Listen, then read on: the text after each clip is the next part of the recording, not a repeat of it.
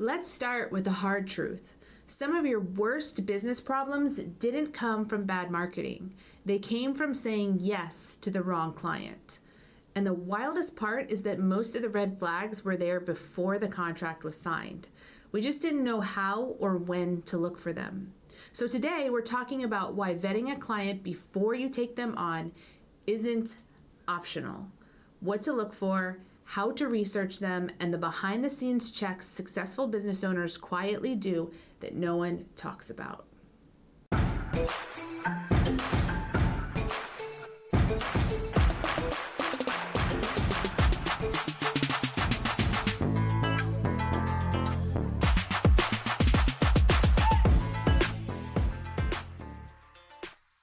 Hey, lady bosses, are you working even after putting the kids to bed but still not getting results? Are you tired of spending money on ads that aren't getting engagement? Do you feel burdened that you aren't fulfilling your purpose in life because you are so consumed with work? I'm your host, Brooke Boltz. I'm an attorney and founder of Boltz Legal. I started my business and in 1 year was bringing in 7 figures and am now bringing in multi-7 figures. And I'm your co-host, Rachel Boltz, owner of Boltz Media. I've helped many businesses build their online presence and increase their revenue through digital marketing. Want to hear how we did it? We are here to help you achieve your goals personally, professionally, and spiritually. So kick off your high heels, sit back, and let's ignite that passion. We're Miss Biz, where we're putting the Miss in biz. Let's get biz done. Recently, Brooke was interacting and posting on our Miss Biz Nation page, which if you're not on, I highly recommend that you join today. And she was asking our audience, our listeners, and our friends what kind of topics that they would find value in. And one of our members, Randall Alexander, mentioned the importance of vetting your clients. And this really resonated with me. I thought that this was something that's not spoken about a lot, but it's highly beneficial. So we wanted to create an episode for you today with some tips and tricks of different things that you should consider when hiring on or when retaining a new client rather. So most people think that vetting is about if you like them, if they can afford your services, if it feels aligned, and all of that really is surface level. Real vetting is about protecting your time, your reputation, your legal exposure, personal safety, and peace. Because really, one bad client, it can drain months of your time. It can create legal liability for your business. It can cost you referrals. It can tie up your cash flow, or even worse, it can put you in actual danger. So Brooke, with you owning and operating Boltz Legal, I know that you have a level of vetting that occurs. So what are some of the biggest vetting questions for you?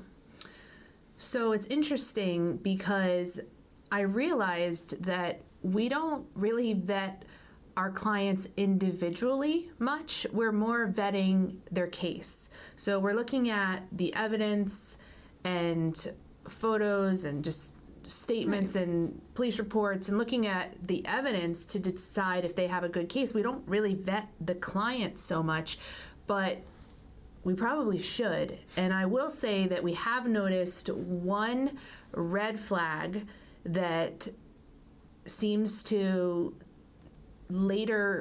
has later demonstrated that client turned into a problem client, and it was when someone complained about or asked for modifications to our initial contract. And the reason I say this is because my contract, we use the same one for hundreds of clients. Clients do not pay for my service out of their pocket. I'm paid a percentage of the settlement. So there's not a whole lot to complain about whether they hire me or they hire any other personal injury law firm. The contract's going to look really similar, and the percentages are going to look really similar, if not the same. It's just very standardized in our industry, what the contract looks like. And they really have nothing to lose. All they have to do is gain because they're not paying me out of their pocket. So when someone is like nitpicking every word in the contract, we just have noticed that down the road, they turn into that high maintenance client that ends up taking more of our time than the value that case is bringing to the firm. Yeah, I mean, that's such a great point, and just a great thing that you guys have been able to identify that and kind of make sure that you're staying true to your standard operating procedures to avoid that time. And I know also with your homeowner insurance disputes, there's a level of vetting to make sure that the client hasn't already made a claim or received a settlement for the same date of loss, correct? Yeah, or for a prior storm. I mean, a lot of times we find out we sign someone up for a hurricane, for example, and then we find out that 2 months before that, they made a claim for the same damage from a run-of-the-mill thunderstorm. So those kind of things, some of the things we just can't know about until we sign up the client, and then the insurance company tells us. But we do ask the questions to do our best to make sure that there's a solid case there before we sign them up. But even as we're talking, I'm realizing we take on a lot of cases where it's we don't know if the case is going to be very strong, but we're like, well, we'll try and see. We do that for a lot of people, and it's like, what does it hurt? It's some of our time, of course, spent. A lot of law firms maybe would just turn them away. And this is maybe something that I'm going to have to look at, whether we continue to do that or not, or cut our losses and just turn away the client. Because I'll say most of those times when it's questionable, it doesn't end up yielding a settlement. And so we just spent a bunch of time for nothing. I don't know, and I don't know if the client appreciates it to say, well, thank you for trying. I don't know if they appreciate it or if they're disgruntled that they didn't get the outcome they were hoping for. Right. So. Right. Yeah, so I think it's important to really look for those red flags for your business. If anything seems off or feels off, don't just disregard it. Make sure that you're looking into it so that you can make the best decision for your business. We are looking for young people. That's creepy. Not like that. We're looking for young, inspiring entrepreneurs or professionals. They must be located in the Orlando area because we want to give them the chance to be on Miss Biz. We are looking for 3 inspiring young professionals under the age of 30 that we can interview on the Miss Biz podcast. So don't hide your kids or your wife. Nominate them today. Comment the word young professionals and we'll send you the nomination form. Let's get biz done. For me, with my agency, I own a digital marketing agency. One of the most important aspects to consider is the company even legitimate, or am I dealing with a scammer? And one of the things, and why this is important, is because I've had people approach me about selling their products, and they were not legit at all. And so I kindly declined them. But had I taken them on or just been like, I don't care, they were going to pay me very well. Had I just kind of disregarded that, who knows what would have happened to me? I mean, that's a huge risk for my industry. So one of the ways that you can make sure that somebody is legit and you're not dealing with a scammer is to check their domain age. You can also make sure that their names match across multiple platforms.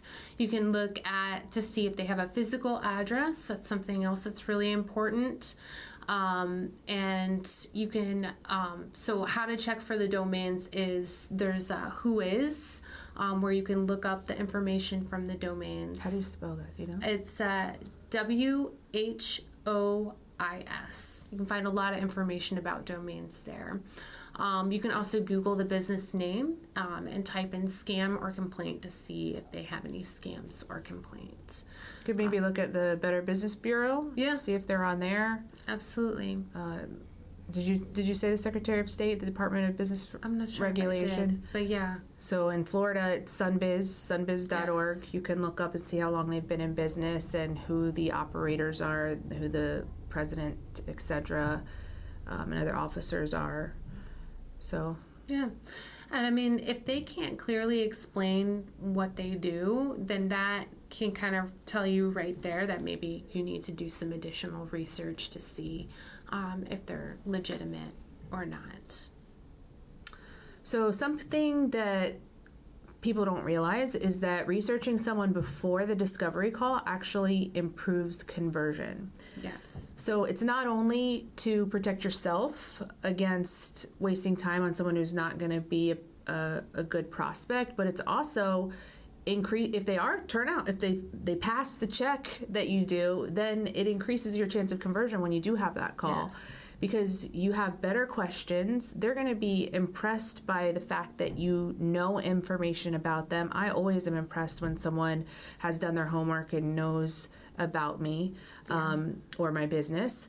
You control the conversation, you identify objections before they surface, and you don't waste time on non-buyers. Yeah, so ways you can research before the call obviously is their website or lack of one, their reviews. You can also check their social media page. You can check any press or legal issues that they might have had by even just Googling them. And paying attention to what they're saying too. If they're speaking poorly about any other vendor or agency that they've used, that can kind of be a red flag for you too. I know sometimes people will come to me and they've had a bad experience with other marketing agencies. So I really try to listen to see like what their previous experience entailed. You know, was it something that the marketing agency did incorrectly, or did the client have unrealistic expectations, or was the client wanting more than the contract that they signed? Yeah, when someone comes to me and they say, I already have a lawyer, but Yeah. it's a huge red flag because, or I had a lawyer, but they dropped me. Mm-hmm. I'm like, well, why did they drop you? I need to know more about that. Because when they've been dropped, they don't want to tell you that reason they were dropped. Right. So, but I can usually tell because they know certain things that they wouldn't know. Right. If they hadn't talked to a lawyer before. So I'm like, have you already had a lawyer who dropped you? And then they're like, yes. And then I dive into that, because if one lawyer dropped them, then the chances are their case just isn't viable. Right. But they won't always tell you that, and you can waste a bunch of time. One other thing you can do in your research to just check if they've been involved in lawsuits is going to the clerk of court in the county where the business is located or the person resides.